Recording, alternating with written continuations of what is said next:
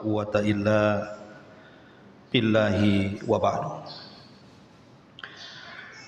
Alhamdulillah, di pagi menjelang siang ini kita bisa berkumpul di Masjid Nidaul Ilmi dan kita lanjutkan kajian kita, dan pembahasan di hari ini kita akan membahas perkara yang sering ditanyakan terkait dengan orang-orang yang sudah meninggal. Terutama orang-orang yang meninggal itu adalah orang tua kita, atau bahkan orang-orang yang kita cintai, entah suami ataupun istri, anak-anak ataupun saudara-saudara kita. Terkadang di antara kita ini merasa sedih dengan kehilangan mereka, terutama mungkin orang tua yang ketika semasa hidupnya kita selaku anak terkadang belum mampu memberikan hak-hak mereka.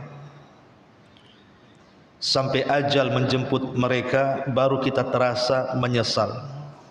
Kenapa sewaktu orang tua masih hidup kita tidak berbuat baik kepada mereka? Atau boleh jadi seorang istri ketika kehilangan suami, boleh jadi saat kehilangan suami merasa sedih. Boleh jadi mungkin banyak hak-hak yang belum disempurnakan istri kepada suami sampai ajal menjemput suami, atau mungkin sebaliknya. Ma'asyiral muslimat yang dimuliakan Allah Azza wa Jalla, kita akan membahas dua poin di sini. Pertama, kita akan membahas tentang faedah-faedah kematian orang-orang yang kita cintai. Dan yang kedua, apa amalan yang harus kita kerjakan untuk membahagiakan mereka yang sudah meninggal. Inilah dua poin yang kita akan bahas di pagi menjelang siang ini.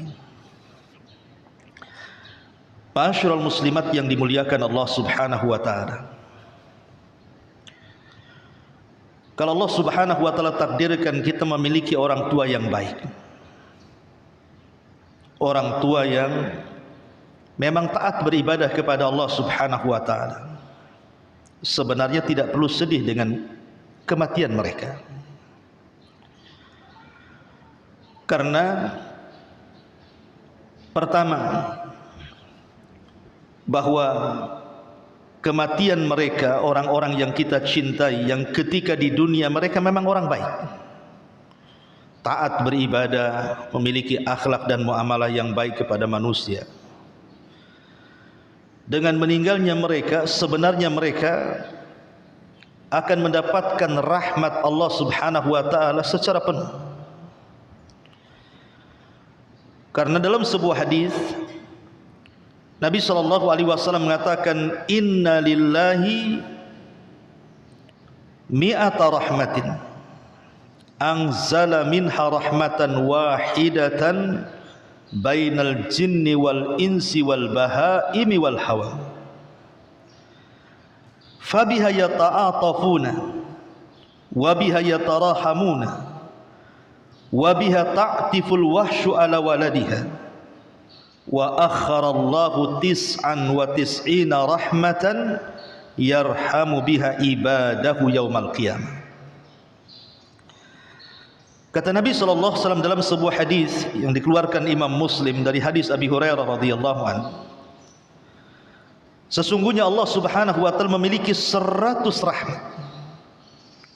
Dari 100 rahmat tersebut hanya satu yang diturunkan Allah ke bumi kepada jin, manusia, hewan jinak dan juga buas. Dengan rahmat tersebut mereka saling mengasihi, saling menyayangi, dan dengan rahmat itu pula binatang buas dapat menyayangi anaknya.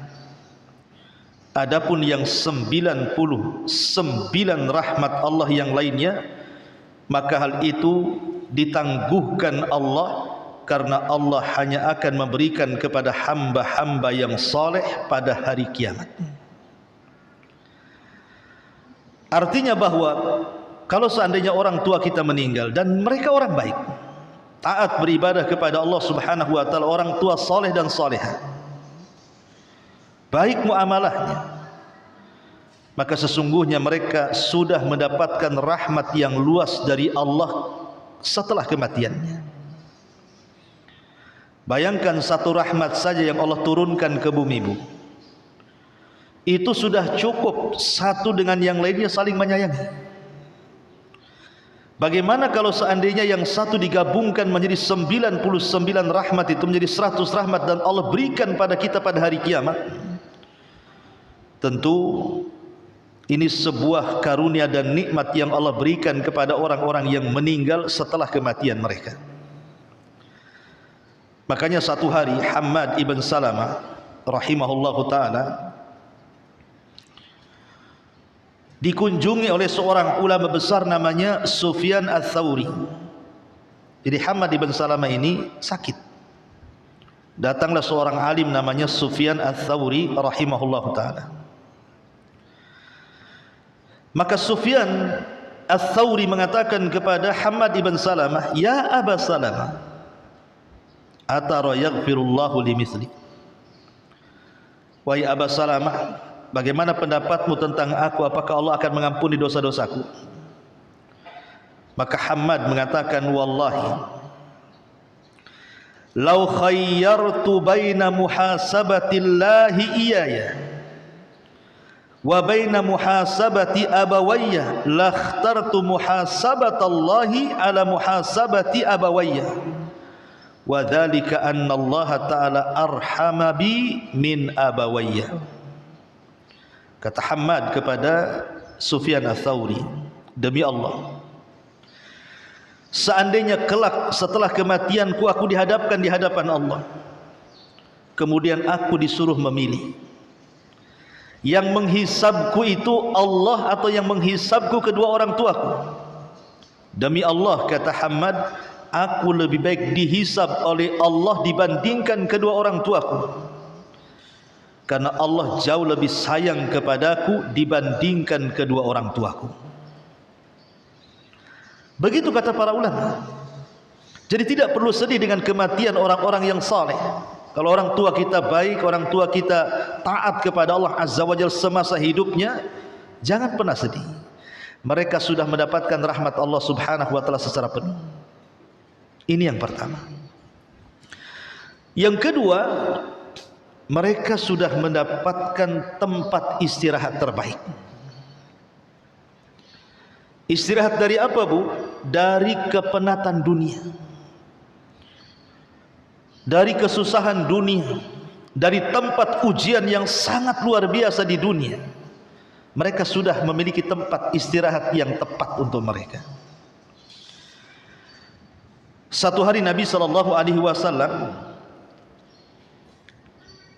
lewat jenazah di hadapannya dan di hadapan para sahabat.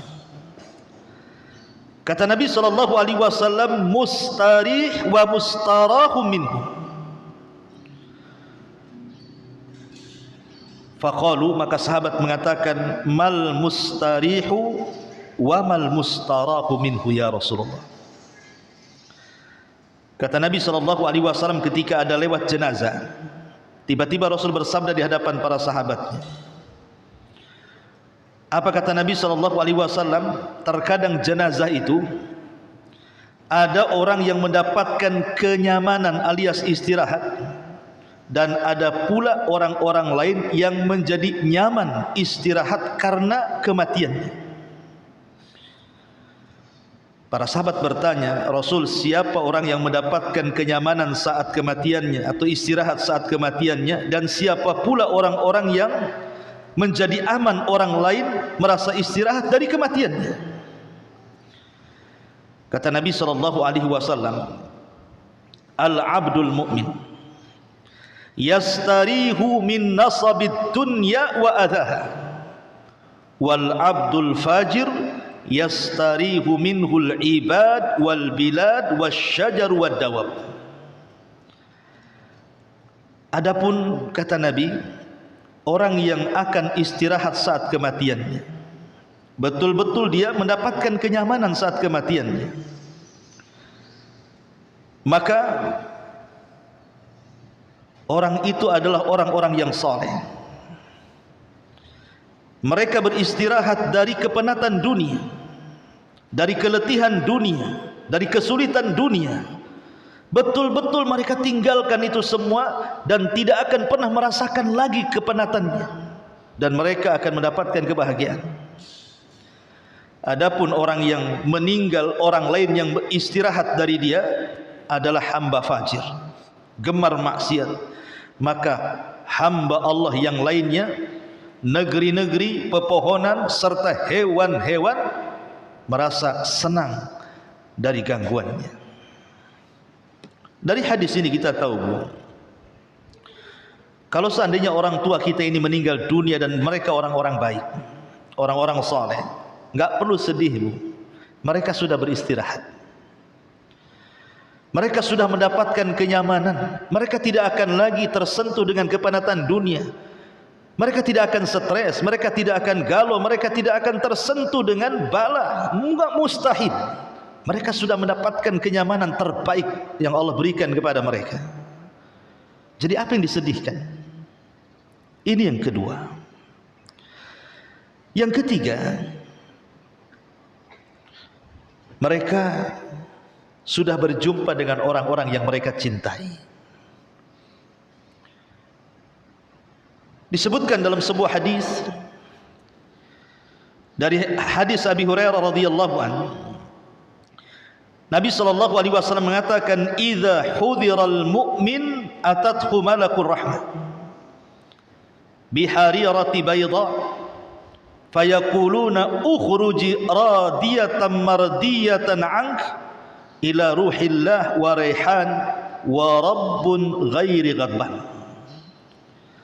fatakhruju ka'atiya birihil miski hatta annahu la yunawiluhu ba'duhum ba'dha hatta ya'tuna bihi babas sama fayaquluna ma atyaba hadhihi ar-rih allati ja'atkum minal ardi faya'tuna bihi arwahal mu'minin falahum ashaddu farahan bihi min ahadikum bighaibihi yaqdamu alaihi fayas'alunahu madza fa'ala fulan madza fa'ala fulan fayaquluna da'uhu fa innahu kana fi ghammid dunya.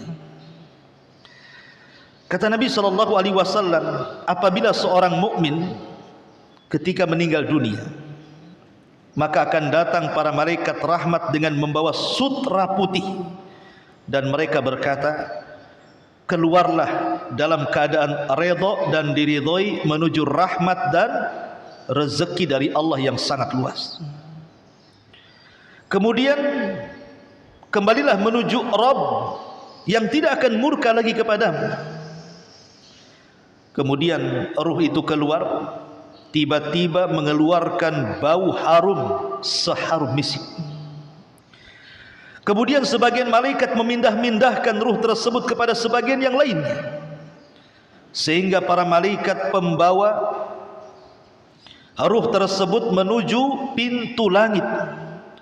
Dan mereka para malaikat yang berada di langit sana berkata, betapa wanginya bau orang ini yang kalian bawa dari bumi. Kemudian mereka pun membawanya kepada ruh-ruh orang-orang yang beriman. Dipertemukan ruh-ruh dengan orang-orang yang beriman yang sudah meninggal sebelumnya. Mungkin kalau suaminya dulu meninggal duluan, dan suaminya orang soleh, istrinya kemudian nyusul, dan istrinya juga solehah, itu akan ketemu turuhnya tuh. Atau dengan saudara-saudara kita yang seiman, dengan pasangan-pasangan kita yang saleh dan saleh, akan ketemu tuh nanti dengan ruh-ruh orang yang beriman, dan mereka sangat bahagia dengan kedatangannya melebihi yang hilang. Dan kemudian datang kepadanya, kemudian mereka berkata, apa yang telah dilakukan si fulan, apa yang telah dilakukan si fulan. Kemudian mereka berkata, biarkanlah dia istirahatkan dulu dia, jangan ganggu dulu dia, sesungguhnya dia masih merasakan kegundahan dunia, katanya. Artinya apa yang disedihkan lagi kematian orang tua kita kalau mereka orang baik, kalau mereka orang saleh, kalau mereka orang yang taat kepada Allah dan Rasulnya, mereka sudah berjumpa dengan orang-orang yang mereka cintai. Jadi kalau seandainya ibu suaminya meninggal dunia, jangan ibu lah, yang lain aja. Nanti betul-betul pula besok meninggal pula. Contoh umpamanya yang lain. Ya. Ada seorang istri meninggal suaminya taat, soleh, baik. Kemudian ibu pula menyusun. Nanti ruhnya ibu ketemu dengan suami itu. Ya. Begitu juga orang tua kita, mungkin tinggal satu orang tua kita kan, ibu kita atau bapak sudah meninggal duluan, dan kita tahu, kita kenal kedua orang tua kita orang baik, orang soleh. Jangan sedih kita. Mereka sudah berjumpa dengan orang-orang yang mereka cintai. Ini yang ketiga. Yang keempat, dengan kematian mereka, orang-orang tua kita yang kita cintai itu, atau orang-orang yang kita cintai itu, hakikatnya mereka sudah berhenti dari maksiat yang menyebabkan mereka diadab. Orang kalau sudah meninggalkan sudah enggak maksiat lagi, Bu. Kalau dia orang jahat, berarti kalau meninggalkan berhenti kejahatannya tuh. Dia tidak lagi durhaka kepada Allah dan Rasulnya, karena orang sudah meninggal. Tapi kalau seandainya mereka orang baik, Bu, mereka orang baik, orang tua kita ini orang baik, minimalnya mereka pulang membawa kebaikan mereka. Karena percuma juga kalau seandainya usia kita dipanjangkan, usia orang tua kita dipanjangkan, usia pasangan kita dipanjangkan, kalau usia itu tidak berkah, dipenuhi dengan maksiat, mati lebih baik daripada hidup lama kemudian penuh maksiat, kan? Makanya Nabi SAW mengatakan dalam sebuah hadis yang dikeluarkan Imam Tirmidzi, khairun nasi man tala umruhu wa hasuna amaluhu. Sebaik-baik manusia, kata Rasul, orang yang dipanjangkan umurnya, baik pula lah amalannya. Kata Nabi SAW, wa syarrun nas man tala umruhu wa sa'a amaluhu. Dan seburuk-buruk manusia adalah yang dipanjangkan umurnya, jelek pula amalannya. Kalau seandainya orang tua kita ini dipanjangkan umur dan mereka orang baik, alhamdulillah, berarti ada kesempatan mendapat pahala. Tapi kalau mereka orang jahat, dipanjangkan pula umurnya, makin banyaklah dosa dia. Kalau seandainya meninggalkan kejahatannya, bersyukurlah supaya orang tua kita tidak banyak hisab pada hari kiamat, itu maksudnya. Ma'asyiral musliman wal muslimat rahimani wa rahimakumullah. Ini yang keempat. Kemudian yang kelima, hakikatnya mereka sudah mendapatkan balasan terbaik. Jadi kalau orang yang kita cintai atau orang tua kita meninggal, kita kenal orang tua kita itu rajin puasa, rajin sholat, rajin sedekah, baik dengan manusia, akhlaknya juga oke, ketaatannya luar biasa. Hakikatnya dengan kematian mereka itu, mereka sudah mendapatkan balasan dari Allah Azza wa Jalla. Lalu apa yang kita sedihkan? Di dalam surah Fussilat ayat 30, Allah Subhanahu wa taala berfirman, innal ladzina qalu rabbuna Allah tsumma istaqamu tatanazzalu alaihimul malaikatu alla takhafu wa la tahzanu wa abshiru bil jannati allati kuntum tu'adun. Sesungguhnya orang-orang yang mereka mengatakan Rabb kami Allah, kemudian mereka istiqomah, maka saat kematiannya para malaikat akan turun, kemudian akan menghembus-hembuskan bisikan di telinganya, jangan takut, jangan sedih, berbahagialah karena Allah sudah janjikan sorga kepadamu. Jadi kalau orang yang kita cintai meninggal dunia dan mereka orang baik, apa yang disedihkan? Mereka sudah dapat balasan kebaikan mereka. Yang kita sedihkan itu kalau orang tua kita jahat kemudian meninggal. Itu yang kita sedihkan. Nanti kita sebutkan nanti di pembahasan terakhir amalan-amalan yang bisa menolong mereka. Ini kita masih cerita orang tua baik nih. Ya.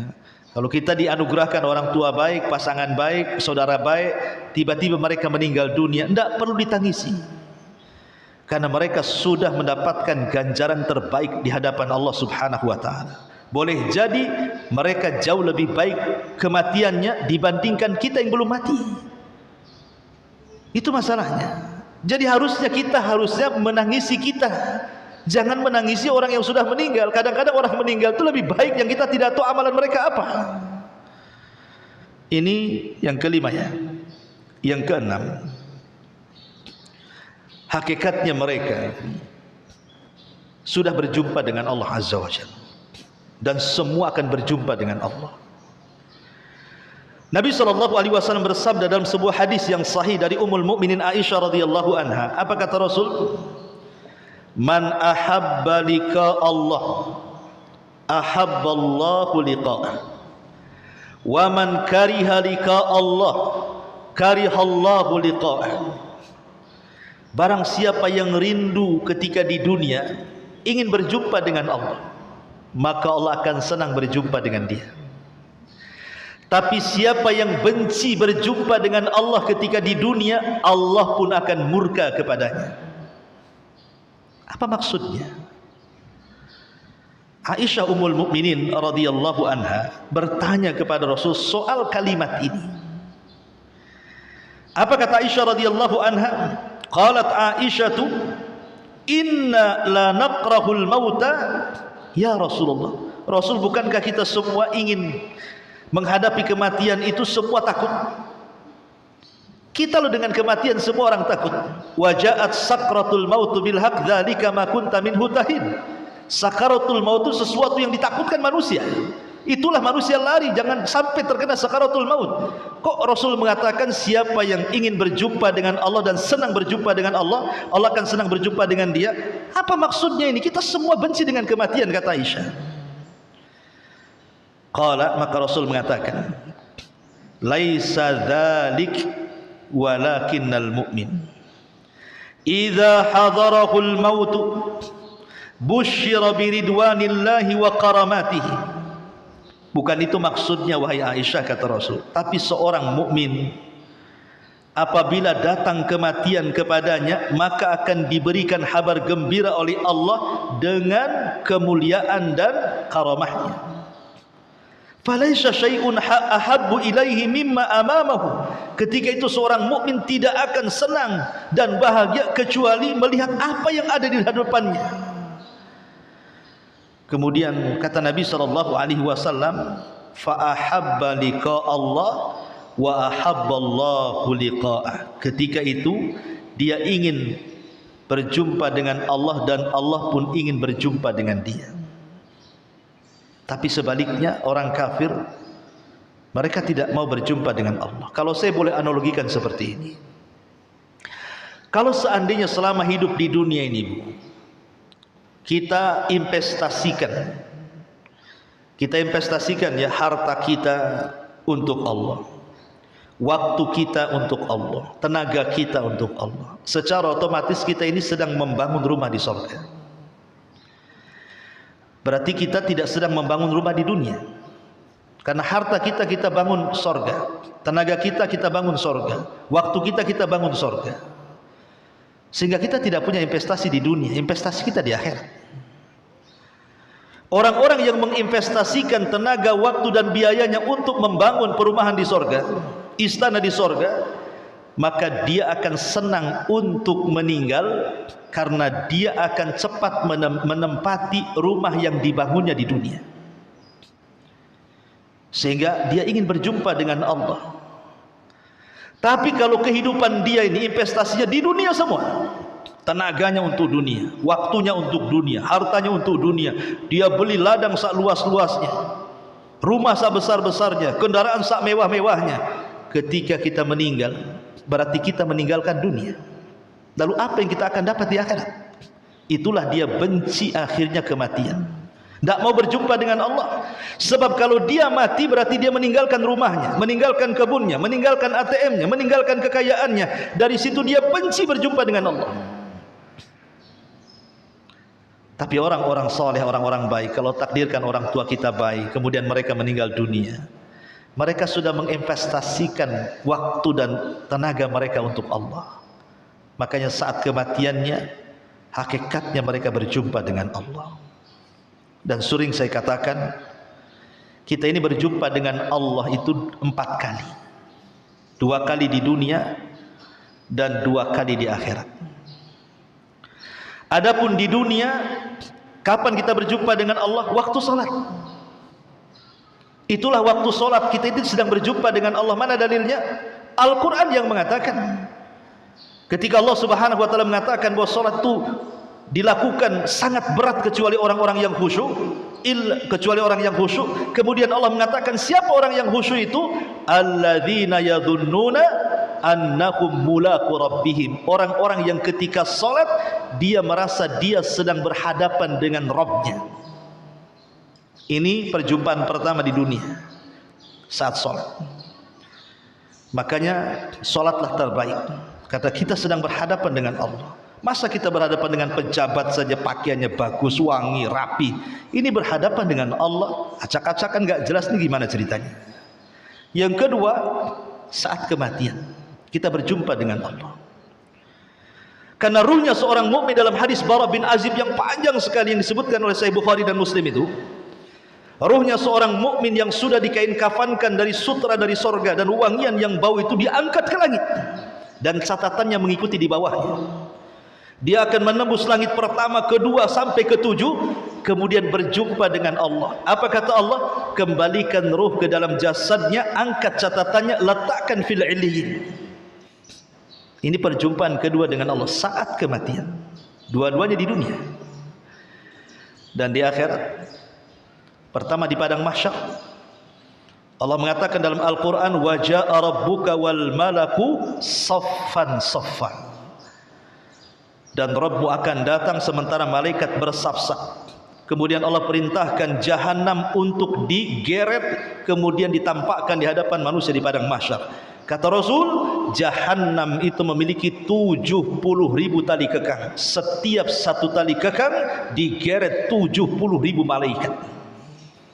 Di situ manusia akan memandang Allah. Dan yang terakhir tentu di surga. Itulah yang disebutkan dalam Al-Quran az-ziyadah, tambahan nikmat yang lebih nikmat dibandingkan surga itu sendiri, perjumpaan kita dengan Allah. Ini yang keenam. Jadi tidak perlu sedih dengan kematian orang tua kita yang baik, yang soleh, yang taat, atau pasangan kita yang kita cintai sementara mereka orang soleh dan soleha, mereka hakikatnya sudah berjumpa dengan Allah. Dan yang keenam, yang ketujuh, mereka sudah mendapatkan nikmat badan. Kita belum mendapatkan nikmat badan di dunia. Karena kita di dunia ini nikmat sebentar, susahnya banyak. Tertawa sebentar, sedihnya banyak. Berkumpul sebentar, pisahnya banyak. Itulah orang hidup di dunia. Wa tilkal ayyam nudawiluha bainan nas, kata Allah. Manusia itu diputar hari-hari, tidak mungkin dalam satu kondisi. Manusia itu kadang sedih, kadang senang, kadang menangis, kadang tertawa, kadang berkumpul, kadang berpisah, kadang galau, kadang bahagia. Itulah manusia. Tapi orang-orang saleh, orang-orang baik, kalau mereka meninggal dunia, maka mereka sudah akan mendapatkan nikmat badan. Nikmat badan itu, badan mereka akan dibentuk. Yang dulu mungkin di dunia hitam, jelek, kriwil, keriting atau apa namanya, atau di dunia dia cacat, pincang, tidak jelas, mungkin buta, mungkin tuli, mungkin tidak bisa bicara, mungkin banyak cacat ketika di dunia. Tapi setelah kematian nggak ada cacat lagi, tidak akan tuli lagi, tidak akan buta lagi, tidak akan gila lagi. Bahkan Allah bentuk fisiknya sebaik mungkin. Ingat ketika Rasulullah SAW menceritakan tentang penduduk sorga, ala dha'fir riwayah, walaupun sebagian riwayatnya lemah kata para ulama, tapi dikuatkan hadis yang lain bahwa penduduk sorga itu hati mereka seperti hati Nabi Ayub, wajah mereka seperti wajah Nabi Yusuf, dan postur tubuh mereka seperti postur Adam alaihissalam. Sempurna mana lagi? Tidak ada manusia yang paling tampan kecuali Nabi Yusuf. Tidak ada hati yang paling lembut kecuali Nabi Ayub. Dan tidak ada postur tubuh segagah Adam alaihi salam. Dan itu kita akan dapati itu semuanya. Ma'asyiral muslimat yang dimuliakan Allah Azza wa Jalla, ini sekali lagi kalau orang tua kita orang baik.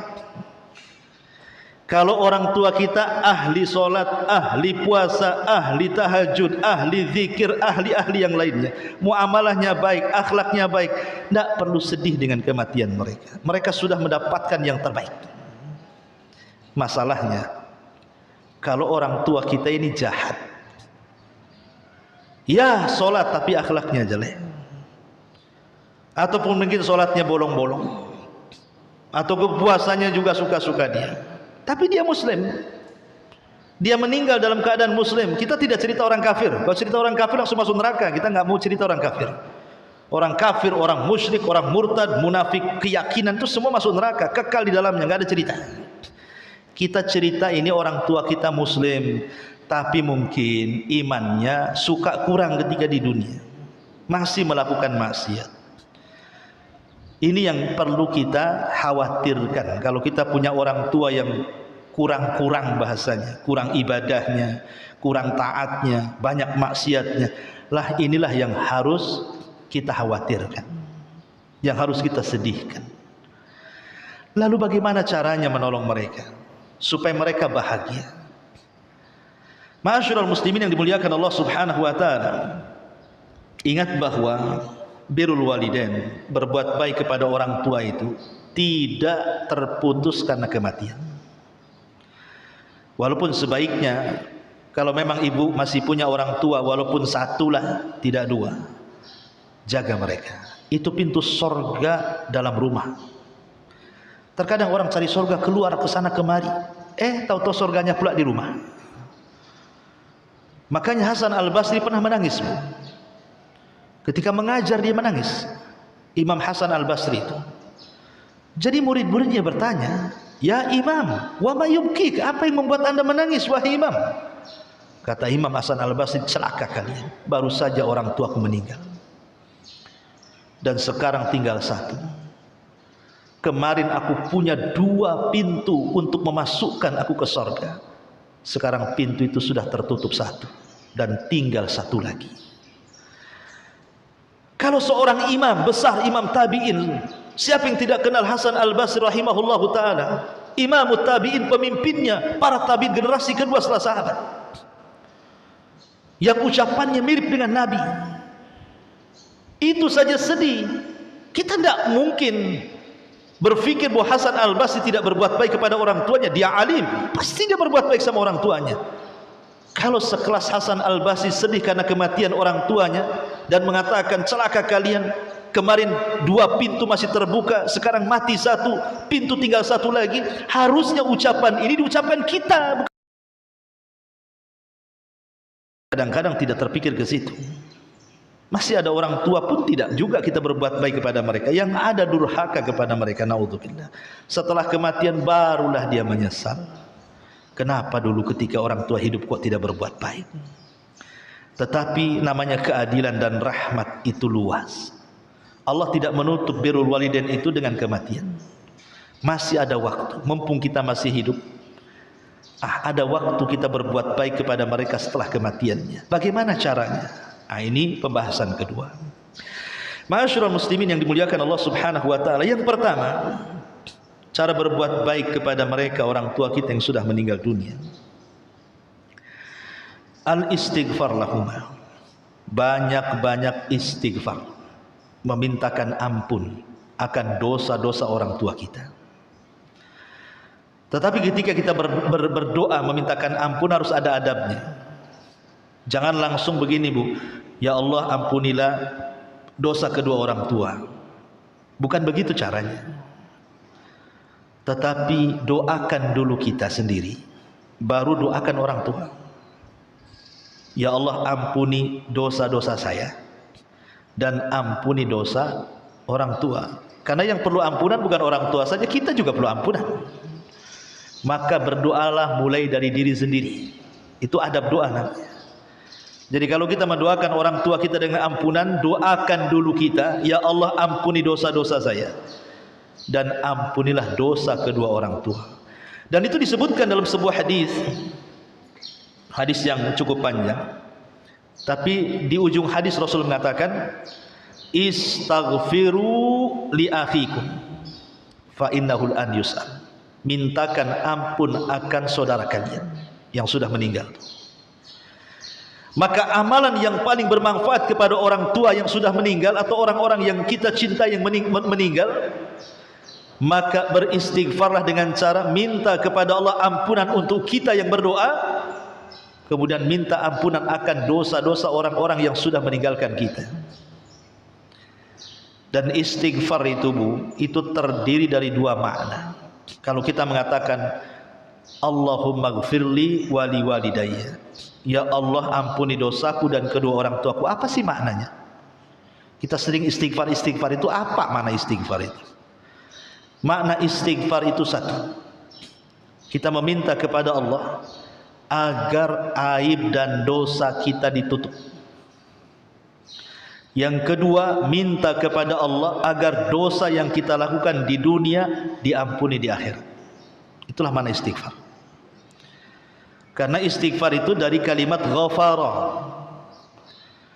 Makanya dalam dunia peperangan ada namanya helm perang.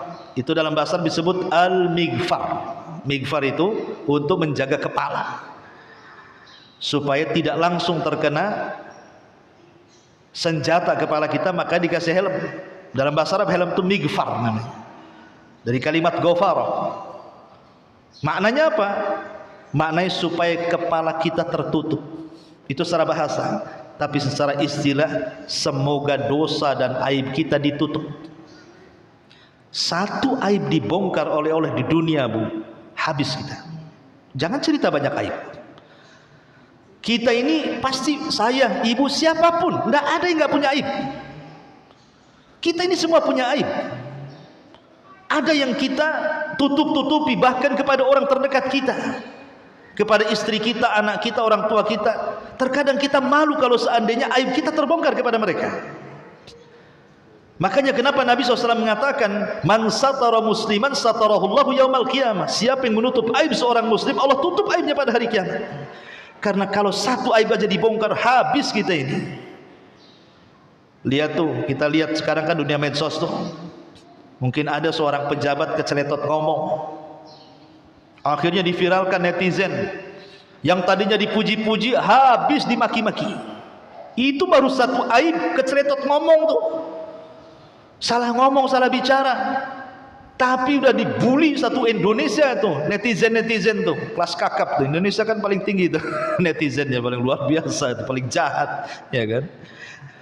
Kalau sudah dibully netizen Indonesia, Israel aja tumbang kan. Ya. Ma'asyiral muslimin wal muslimat rahimani wa rahimakumullah. Jadi ketika kita memintakan ampun kepada diri kita dan orang tua kita, maknanya ya Allah, tutupi aib kita di dunia dan tutupilah aib orang tua kita. Jangan sampai keburukannya dibicarakan orang. Kalau orang baik, tentu orang-orang itu memuji dia lah kan gitu. Tapi sekali orang tua kita ini jahat kemudian meninggal, ada ya orang yang senang akhirnya puas lah. Saya meninggal dia itu puas sekali saya. Sudah terbalaskan dengan kematiannya katanya kan.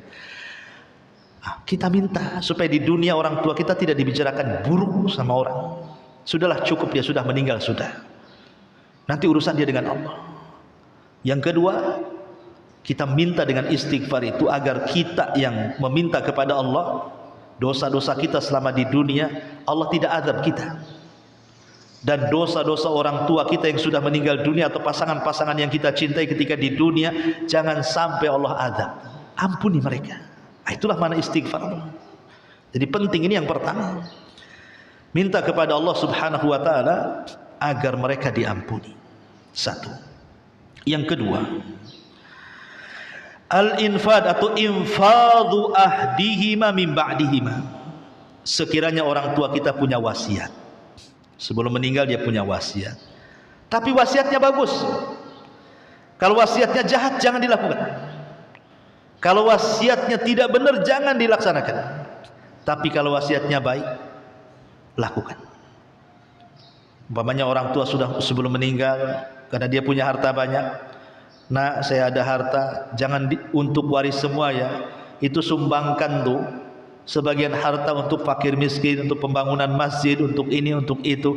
Ini kan wasiat baik, maka sempurnakan wasiat itu. Tetapi ingat, walaupun orang tua minta separuh harta, tidak boleh diberikan semuanya, karena wasiat itu paling banyak sepertiga saja. Jangan sampai mendolimi ahli waris. Walaupun orang tuanya berwasiat semua hartanya diinfakkan, tidak boleh. Atau separuh hartanya diinfakkan, tidak boleh.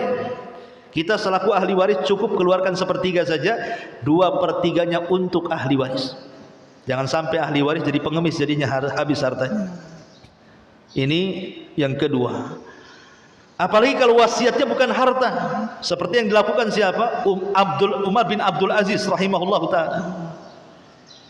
Bayangkan kematiannya tidak membawa harta, padahal dia orang nomor 1 khalifah, tapi meninggal tak bawa harta, hanya beberapa dinar saja dia bawa.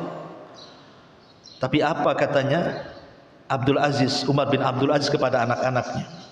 Aku tidak pernah meninggalkan harta untuk kalian,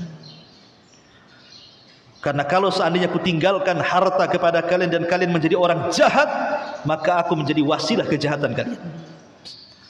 Tapi aku wasiatkan kalian untuk bertakwa kepada Allah, karena siapapun yang bertakwa kepada Allah, harta akan mengikut kalian. Subhanallah, wasiat Umar bin Abdul Aziz. Ketika sudah meninggal, anak-anaknya baik-baik, bahkan anaknya kaya-kaya, bahkan sebagainya para penyumbang untuk para mujahid fisabilillah, padahal bapaknya tidak mewariskan sedikit pun harta. Tapi anak-anaknya mendengar wasiat bapaknya untuk bertakwa. Itulah yang Allah katakan, wa man yattaqillaha yaj'al lahu makhraja wa yarzuqhu min haitsu la yahtasib. Siapa yang bertakwa kepada Allah, Allah akan urai setiap kesulitannya, dan Allah akan berikan rizki dari arah yang tidak disangka-sangka. Nah, kalau wasiatnya seperti itu, mantap lagi ya. Ini yang kedua. Yang ketiga, ikram sadiqihima. Kalau seandainya orang tua kita semasa hidup, dia punya kawan, punya gebetan, punya kawan dekat, kemana-mana sama si Anu aja orang tua kita itu. Ketika orang tua kita meninggal dunia, maka hubungkan silaturahim yang pernah dihubungkan orang tua kepada dia. Walaupun dia jauh tempatnya, datang kasih hadiah. Maaf Pak, saya ini anaknya si Anu. Si Anu kan kawan bapak. Iya, saya kasih hadiah, tolong doakan bapak saya. Begitu caranya. Dan itu dilakukan Umar bin Khattab radhiyallahu anhu, dan juga putranya Ibnu Umar radhiyallahu anhu. Sampai-sampai Ibnu Umar itu berjumpa dengan Arab Badui setelah kematian ayahnya Umar bin Khattab. Tiba-tiba hartanya dikasih semua, unta-untanya dikasih dia. Zaman dulu kan kendaraannya unta, bukan hanya pakaiannya, uang untanya ambil. Jadi kata muridnya Ibnu Umar itu, ya Ibnu Umar, cukuplah kau kasih serban, itu Arab Badui itu, dia senang itu. Kenapa kau kasih semua sama dia, katanya. Ibnu Umar mengatakan, celaka engkau, dia adalah orang yang ketika bapakku hidup, dia suka dengan dia, makanya aku kasih. Seperti itu. Ini birrul walidain ketika kematian. Karena kalau seandainya kita baik dengan kawan-kawan orang tua kita, dia akan mendoakan bapak kita, akan mendoakan emak kita, akan mendoakan orang-orang yang kita cintai. Ini yang ketiga. Yang keempat, kata para ulama, as-sadaqatu fihima, bersedekah untuk keduanya. Dari semua amalan yang tidak ada perselisihan ulama sampai atau tidak sampai, hanya ada 2. Dari semua amalan yang pahalanya akan sampai kepada orang mati tanpa ada khilaf ulama, tidak Syafi'i, tidak Hambali, tidak Hanafi, tidak Maliki, semua madhab sepakat, hanya ada 2. Pertama doa, dan tadi saya sudah jelaskan doa istighfar, dan yang kedua sedekah. Adapun yang lainnya diperselisihkan para ulama. Ada yang mengatakan sampai, ada yang mengatakan tidak. seperti pahala baca Quran, perselisihan ulama, ada yang mengatakan sampai, ada yang tidak. Seperti menghajikan orang tua, ada yang sampai, ada yang tidak. Seperti berkorban untuk orang tua, ada yang mengatakan sampai, ada yang mengatakan tidak. Pokoknya yang lain diperselisihkan ulama. Kita tidak membahas perselisihan, tapi kita cerita yang disepakati saja, biar enak, jelas kalau kita beramal sampai, gitu maksudnya.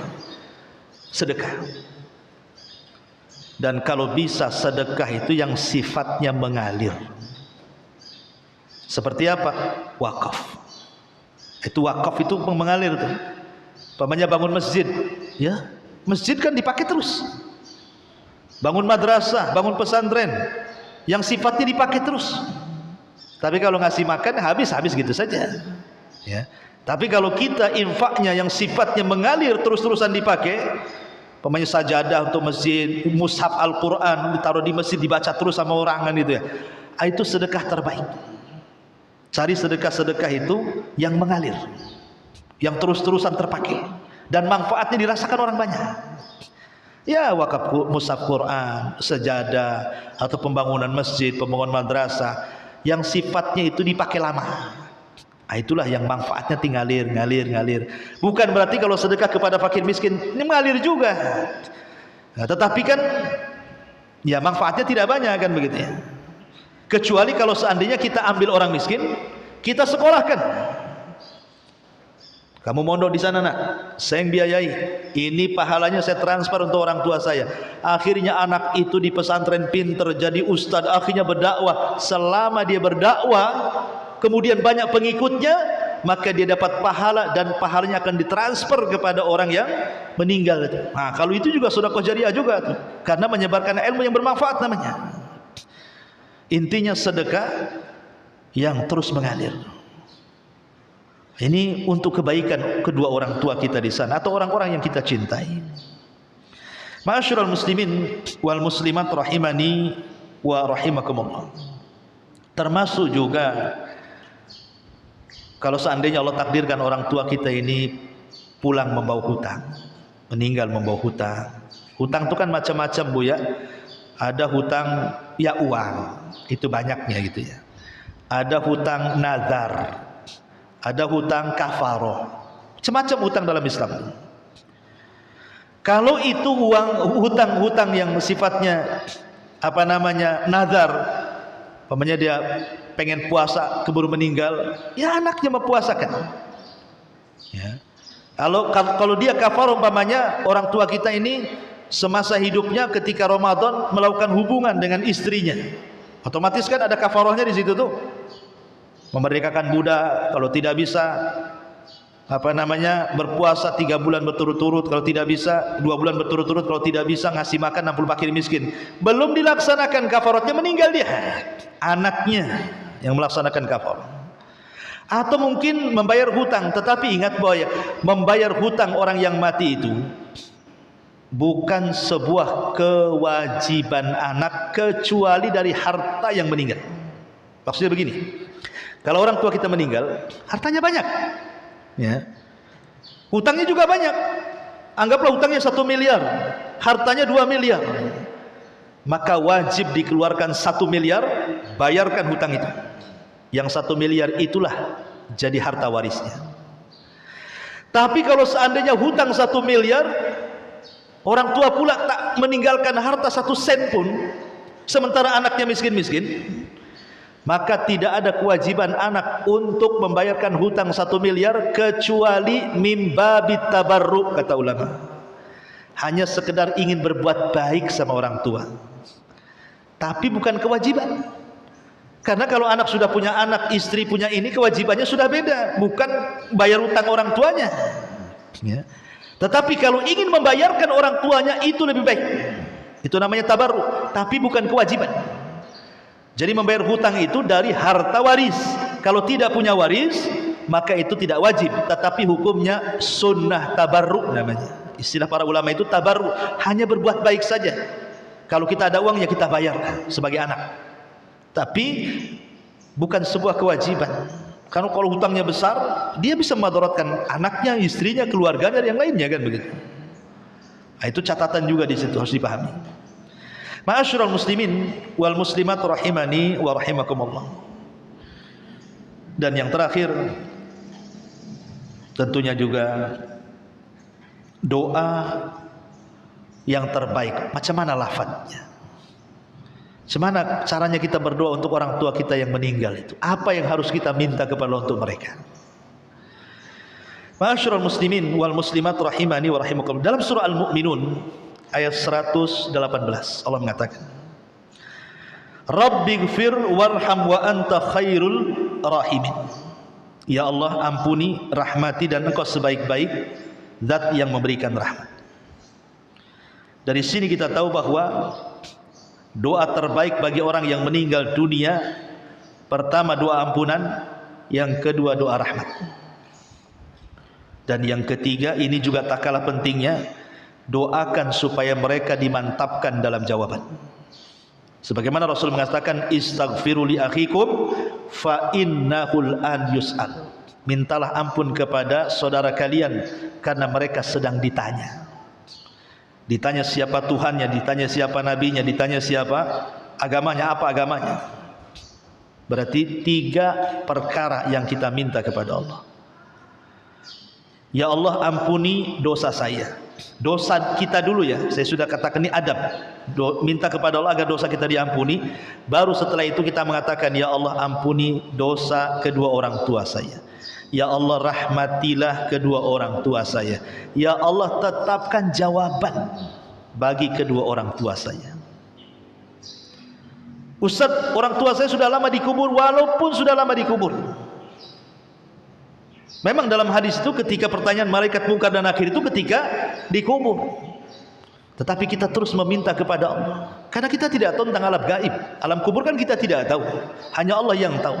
Kita hanya meminta tafaul kepada Allah agar orang tua kita diampuni, dirahmati, dan ditetapkan jawabannya. Karena 3 kunci ini yang menyelamatkan dia dari siksa kubur. Utsman bin Affan radhiyallahu anhu, apabila diceritakan tentang neraka, raut mukanya biasa-biasa saja. Tapi kalau sudah diceritakan tentang alam kubur, menangis sejadi-jadinya tuh Utsman bin Affan. Jadi ditanyalah, Utsman, aneh kau ini. Cerita neraka biasa-biasa saja, cerita kuburan bisa nangis senangis-nangisnya. Apa kata Utsman? Celaka kalian, wailakum. Kalian tidak tahu kuburan itu apa, kata Utsman. Kuburan itu bisa saja raudun min riyadil jannah au hufratun min hufarin nar, katanya. Kuburan ini bisa saja menjadi taman menuju taman-taman sorga, atau jangan salah, kuburan itu menjadi lubang dari lubang-lubang mengarah ke neraka. Kalau dia selamat di kuburan, kata Utsman, selamat kau di sana. Kalau kau tak selamat di kuburan, jangan harap kau selamat di sana, katanya. Ya.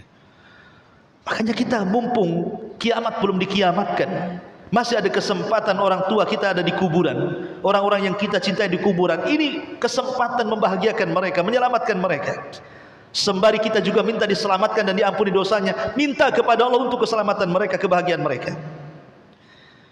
Dan banyak juga mungkin doa-doa yang lain yang umum, seperti mamanya para ulama mengajarkan, Allahumma ifsah lahu fi qabrihi maddal basari wafrus qabrahu min firasil jannah. Ya Allah, luaskan kuburannya. Ya Allah, hamparkan tikar sorga di hadapannya. Atau Allahumma ungkulhu ila jannatil khulud. Allahumma arhamhu tahtal ardi wasturhu yaumal ardi wala tukhirruhu yauma yub'atsun. Ya Allah, pindahkan orang yang kita cintai ke sorga yang mengekalkan.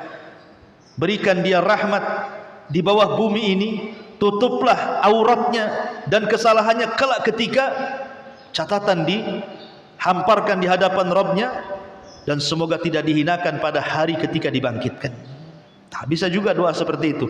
Ibu nggak bisa bahasa Arab, tidak apa-apa, pakai bahasa Indonesia kan nggak masalah ya. Tapi kalau pakai bahasa Arab tentu lebih baik lagi. Allahumma aminhu min fazai yaumil qiyamah. Ya Allah, berilah keamanan bagi orang tuaku di hari nanti ketika rasa takut meliputi. Allahumma anishu fi wajdatihi wa fi wahsyatihi wa fi ghurbati. Ya Allah, temanilah dia dengan orang baik saat rasa takutnya, saat kesendiriannya, dan begitu seterusnya. Karena orang kalau masuk kuburan itu tidak ada kawan di situ. Saya nggak bisa bayangkan ya. Coba Bu, Ibu renungkan sesaat ya.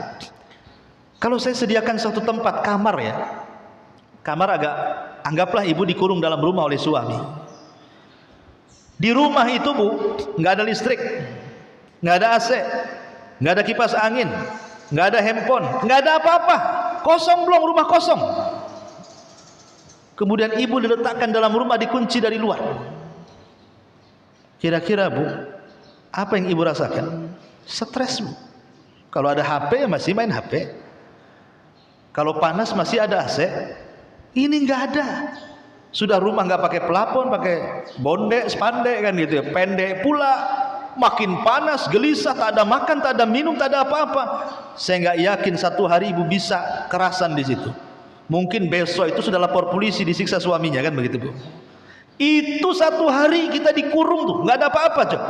Lah orang di kuburan itu bukan satu hari dan tidak mungkin lagi ke dunia. Dia akan tetap di situ sampai kiamat dibangkitkan. Iya kalau kosong belum kayak rumah. Kalau dia orang jahat, didatangkan kalajengking, datangkan ular, datangkan macam-macam di situ. Dengan azab kubur yang luar biasa. Yang pernah dilihat Nabi SAW dalam peristiwa Isra Mi'raj itu, ruhnya dibawa ke neraka, kemudian digoreng, ditungku. Kalau dia pezina, ada yang dirobek kemudian sampai ke tengkuknya. Kalau dia para pendusta, ada yang dibentur kepalanya. Kalau dia suka meninggalkan sholat. Jadi bukan perkara remeh dalam kuburan itu. Makanya kenapa kita selalu berdoa sebelum salam dalam solat itu, Allahumma inni a'udzubika min adzabi jahannam wa min adzabil qabri wa min fitnatil mahya wal mamat wa min syarri fitnati masihid dajjal. Itu kita baca dalam setiap solat itu. Ya Allah, aku berlindung dari azab jahannam, dari azab kubur, dari fitnah kehidupan dan kematian, dari jeleknya fitnah dajjal. Kita minta kepada Allah itu setiap solat, mau wajibnya mau sunnahnya sebelum salam, dari fitnah kubur. Karena kondisinya, coba bayangkan kalau kita mati sekarang, kiamatnya ratusan tahun lagi. Berapa lagi kita hidup di kuburan tuh, nunggu kiamat? Coba kalau kita berpikir soal itu, kenapa Rasulullah SAW sampai mengatakan kuntu nahaitukum an ziyaratil kubur fazuruha. Dulu kularang kalian ziarah kubur, sekarang berziarah kubur. Supaya apa? Tudzakirukumul akhirah. Dengan melihat kubur itu loh, kita teringatkan dengan akhirat. Dengan kematian bahwa kita juga akan masuk juga ke liang lahat. Makanya ketika kita masuk saja, salam kita apa? Assalamualaikum ya ahlad diyar minal mu'minina wal muslimin wa inna insyaallahu bikumul lahikun. Keselamatan wahai penduduk kubur dari kalangan kaum mukminin dan kaum muslimin, kami juga akan nyusul kalian. Salamnya saja sudah menunjukkan kita diingatkan dengan kematian tuh. Tapi berapa banyak orang yang lewat di kuburan hanya lewat saja. Contoh antum dari sini nih, dari ibu-ibu kan dari sini ke Batu Haji kan lewat kuburan Tamiang. Ada nggak perasaan ketika lewat kuburan itu bahwa kita juga akan menyusul? Liriklah sedikit. Ustadz kalau malam lirik tidak bisa, nggak takut. Ya lewat jangan malam-malam, kalau jam 1 ngelirik nanti pula yang dilihat lain pula di situ. Maksud saya itu kalau kita lewat kuburan minimalnya adalah di situ pelajaran kita akan seperti dia, sehingga lewatnya kita dari sini Sekupang ke Batu Haji itu dapat pahala, diingatkan dengan kematian. Pulangnya pula kita sadar di sini. Yang tadinya keras jadi lembut, yang tadinya kasar jadi lembut, yang tadinya suka malas-malas ibadah jadi rajin ibadah. Kenapa? Diingatkan dengan kematian gitu. Tapi subhanallah, memang mungkin karena maksiat sudah terlampau banyak, hati pula sudah keras. Kadang kita yang mandikan, kita yang kafankan, kita yang kuburkan, pulang dari kuburan kayaknya biasa-biasa saja. Na'udzubillah tsumma na'udzubillah. Yang anehnya pula yang gali kuburan pula tak sholat. Hari-hari dia galikan kuburan tuh. Tak sholat pula dia di situ. Cara berpikirnya gimana orang kayak gitu? Hari-hari dia yang gali, hari-hari dia yang nanam. Harusnya orang yang seperti itu yang paling soleh. Kenapa? Hari-hari diingatkan dengan kematian. Lah ini hal-hal yang seperti ini kadang-kadang adalah pada hati kita. Boleh jadi kerasnya hati. Kenapa hati keras? Banyak maksiat itu saja sebenarnya. Kalau kurang-kurang maksiat, insya Allah hati makin lembut-lembut. Karena maksiat itu menodai titik hitam. Satu maksiat, satu titik hitam. Dua maksiat itu. Kalau ribuan maksiat, titik hitamnya juga ribuan dalam hati. Kalau sudah seperti itu kata Allah, kalla bal rana ala qulubihim. Kalau sudah wrong, menutup hati, udah. Dia tidak akan memandang yang ma'ruf itu ma'ruf, dan tidak akan memandang yang mungkar itu mungkar, naudzubillah. Inilah di antara